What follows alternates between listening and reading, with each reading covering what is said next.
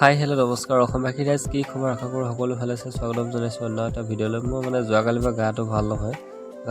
মানে জ্বৰ চৰ্দি কাহ আৰু মাথা বিষ পূৰা পাই আছে আৰু ভাত পানী পূৰা খাব পৰা নাই চ' গাইজ এতিয়া দুৰ্বল লিখীয়া হৈ গৈছোঁ তো এতিয়া কঁহৰা হস্পিটেলত দেখাব গৈ আছোঁ ভিডিঅ'ৰ লগত তো ভিডিঅ'টো একেলগে চাই থাকিব স্কিম নকৰাকৈ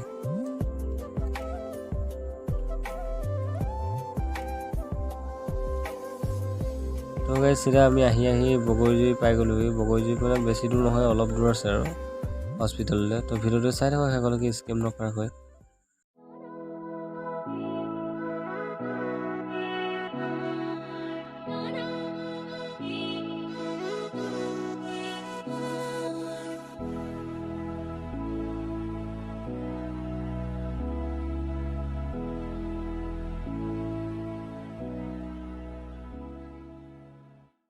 ফাইনেলি গাইজ আমি কঁহৰা হস্পিটেল আহি পাই গ'লোঁ এতিয়া ভিতৰলৈ সোমাই যাওঁ আপোনালোকে ভিডিঅ'টো একেলগে চাই থাকিব স্কিম নকৰাকৈ